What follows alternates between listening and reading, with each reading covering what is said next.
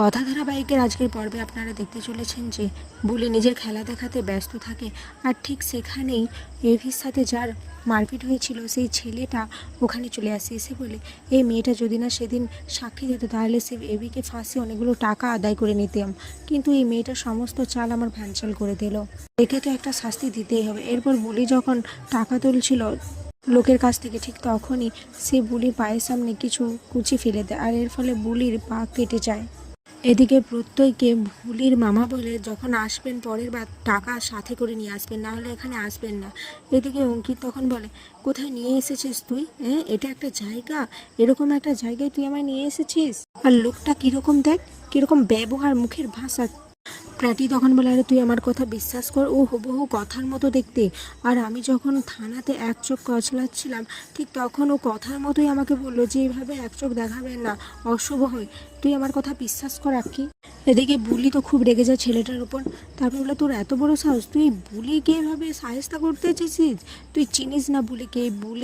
বুলি তুই জানিস না। তারপর বুলি উঠে যেয়ে একটা দইয়ের ভাঁড় নিয়ে এসে সেই ছেলেটার মাথায় ভেঙে দেয়। এদিকে এভি ঘুম থেকে উঠে বলে আমাকে এখানে কে নিয়ে এসেছে, কে নিয়ে এসছে? এই শব্দ শুনে তো চিৎকার শুনে সবাই চলে আসে। ছোটকা বলে কায়দা কানুনে কি ঘুম হয়? তুই যে ওখানে ঘুমোস, এখানে ঘুমোলে তো একটু ঘুম হবে। এভি তখন বলে না, এই ঘরে শুধু কথা স্মৃতি রয়েছে। ও ও আমাকে বলেছিল আমাকে ছেড়ে কখনো যাবে না, কিন্তু ও সেই কথা রাখেনি, আমাকে ছেড়ে চলে গেছে। এখন আর কেউ আমাকে সকালে জল ছিটিয়ে ঘুম থেকে তুলে দেয় না, কেউ আমাকে আমার জন্য কফি করে দেয় না। এরপর এভি কথার আর এভির পুরনো স্মৃতিগুলো মনে করতে থাকে। এদিকে বুলি তার মামার সাথে ঝামেলা হয়ে যে অপরদিকে প্র্যাটি আর আক্কি বসে থাকে। আক্কি বলে তুই এই জায়গায় কোথায় নিয়ে এসেছিস? শুধু মশার কামড় খাচ্ছি। আর এই কথার মতো দেখতে হয়তো হতে পারে, এরকম মানুষ আছে, কিন্তু ও কথা নয়, আমি নিজের চোখে কথাকে বম ব্লাস্ট হয়ে দেখেছি।